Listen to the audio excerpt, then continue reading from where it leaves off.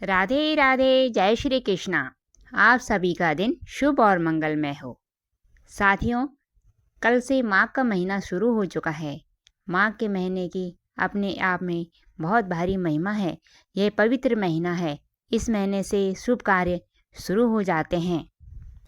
इस महीने में किया गया थोड़ा सा भी पुण्य उसका अनंत गुना फल मिलता है। यह महीना पूजा, जप, तप और दान करने के लिए श्रेष्ठ महीना है। जैसे कार्तिक का महीना है, बैसाख का महीना श्रेष्ठ है, उसी प्रकार से माघ का महीना भी अपने आप में श्रेष्ठ महीना है। यह महीना भगवान विष्णु और भगवान शंकर का महीना है। इसमें उन दोनों की पूजा बहुत श्रेष्ठ मानी जाती है। इस महीने में रामचरितमानस के पाठ आरंभ करने की भी भारी महिमा है। काफ़ी लोग एक महीने तक रामचरितमानस का पाठ करते हैं। आप सब भी अगर चाहें तो इस महीने में रामचरितमानस का पाठ आरंभ कर सकते हैं। अगर एक महीने में पूरा ना भी हो तो जब तक चले उसको चलाते रहें, लेकिन शुरू करने की महिमा माघ के महीने से है। इस महीने में ज़रूरतमंद लोगों को वस्त्र दें, रजाई दें, रुई, कंबल आदि का दान करें, जूते, चप्पल, छाते आदि का दान करें। इस महीने में कुंभ का मेला शुरू होता है। कुंभ के महीने में, इस महीने में जो माघ का महीना है, इसमें सैया दान करने की भी भारी महिमा है। अपने पितरों के निमित्त सैया का दान करें। इस महीने में तिल और गुड़ खाने की भी महिमा है और तिल और गुड़ के दान करने की भी भारी महिमा है। इस महीने में गंगा स्नान की भी भारी महिमा है। अगर गंगा स्नान करने ना जाया जाए, नहीं जा सकते लोग, सब लोग तो गंगा के किनारे रहते नहीं, सब दूर दूर ही रहते हैं काफ़ी लोग, तो उनके लिए अपनी बाल्टी में थोड़ा सा गंगा जल और तिल, सफ़ेद तिल होते हैं जो सफ़ेद तिल, उनको डालकर उनका स्नान किया जाए तो वो भी गंगा जल के समान ही माना जाता है। इस महीने में गंगा स्त्रोत के पाठ करने की भी भारी महिमा है। इस महीने में अपने लड्डू गोपाल को स्नान करने की भी भारी महिमा है। गंगा स्नान भी किया जा सकता है उनको, लेकिन अगर दूर हैं तो उनको गुनगुने पानी से अपने घर में स्नान कराएं। उसमें तिल डाल के और आंवले का जल डालकर उसमें भगवान विष्णु को, जो हमारे लड्डू गोपाल के स्वरूप में हमारे घरों में हैं, उनको स्नान कराया जाता है।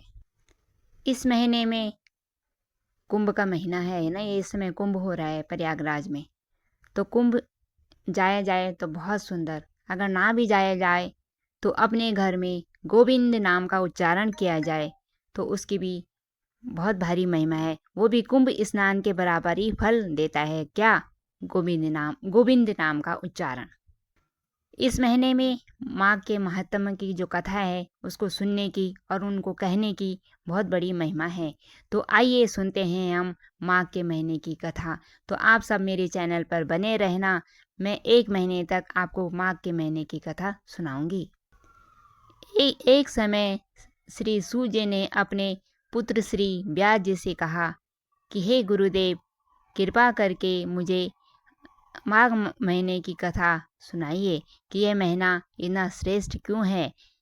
व्यास जी कहने लगे कि हे पुत्र, रघुवंश के राजा दिलीप एक समय स्नान करने के पश्चात यज्ञ करने के बाद पैरों में जूते और सुंदर वस्त्र पहनकर शिकार की सामग्री से युक्त कवच और आभूषण पहनकर अपने सिपाहियों से घिरे हुए जंगल में शिकार खेलने के लिए अपनी नगरी से बाहर निकल गए। उनके सिपाही जंगल में शिकार करने के लिए मिर्ग और ब्याघ और सिंह आदि जंतुओं की तलाश में इधर उधर घूमने लगे। उस वन की बहुत अधिक शोभा प्राप्त हो रही थी। सुंदर सुंदर फल फूलों से लदे हुए थे। मोर नाच रहे थे। कहीं कहीं मृगों के झुंड इधर उधर भाग रहे थे। कहीं गीदड़ अपना भयंकर शब्द का उच्चारण कर रहे थे। कहीं पेड़ों से आवाज़ आ रही थी। कहीं हाथियों का आवाज़ आ रही थी। हाथी जो आवाज़ करते हैं उनकी आवाज़ आ रही थी। कहीं वृक्षों में बैठे हुए कबूतर और उल्लू आदि की आवाज़ सुनाई दे रही थी। कहीं कहीं शेरों के पैरों के निशान दिखाई दे रहे थे। कहीं सिंहों के पदों के साथ साथ उनके घायल मृगों के रक्त से सूनी हुई पृथ्वी दिखाई दे रही थी।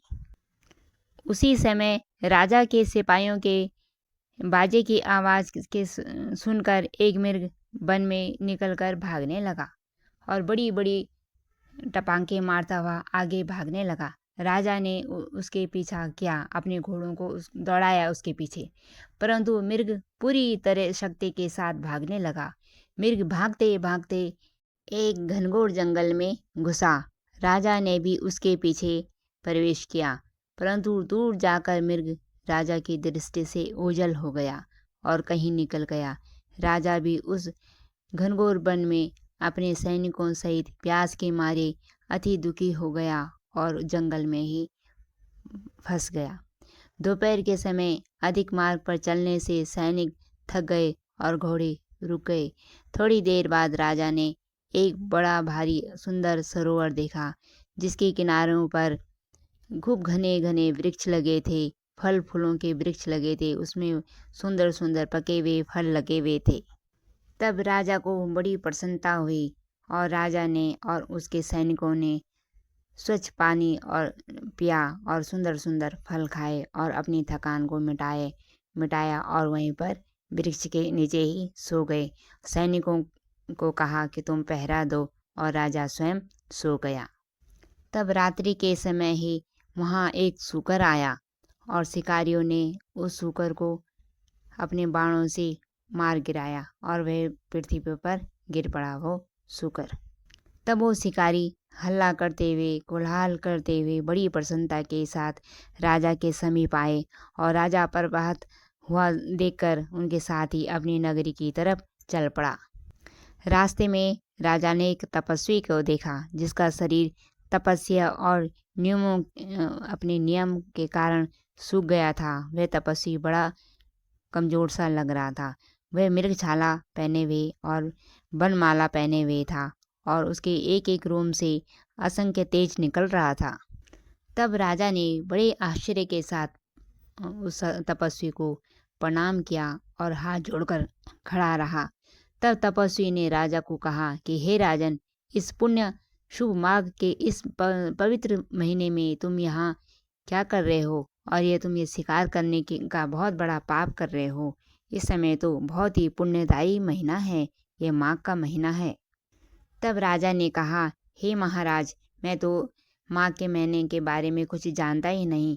कृपा करके आप मुझसे कहो, मेरी जो ये भूल हुई है इसको क्षमा करो और मैं आगे क्या करूं, ये का सब मुझे कहिए।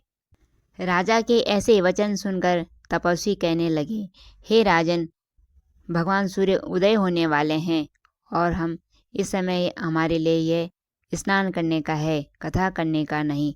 सो आप शीघ्र जाइए, स्नान करके आप भी अपने घर को जाओ और अपने गुरु श्री वशिष्ठ जी से माघ के महात्म्य को सुनो। वही आपको माघ के महीने की कथा सुनाएंगे। इतना कहकर तपस्वी सरोवर में स्नान करने के लिए चले गए और राजा भी विधि के साथ राजा ने भी स्नान किया। राजा ने भी स्नान किया और अपने महल में लौट आए और तब राजा ने वह तपस्वी वाली बात सब कथा अपनी रानी को सुनाई। तब सूत जी कहने लगे कि महाराज, राजा ने अपने गुरु वशिष्ठ जी से यह प्रश्न किया और उन्होंने इसका उत्तर दिया। वह उत्तर क्या था वह आप कल की कथा में सुनेंगे। तब तक के लिए आप खूब नाम जप करते रहिए और प्रेम से कहते रहिए, श्रीमन नारायण नारायण नारायण, श्रीमन नारायण नारायण नारायण। माँ का यह महीना, एक एक दिन, एक एक पल बहुत कीमती है, इसे व्यर्थ ना जाने दें।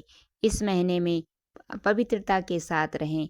अपने घर में मांस और शराब आदि का बिल्कुल भी सेवन ना करें। इसमें यह महीना भक्ति के लिए है, इसलिए इस महीने में खूब भक्ति कीजिए और अपने धर्म का प्रचार प्रसार कीजिए, अपने पुण्य को बढ़ाइए।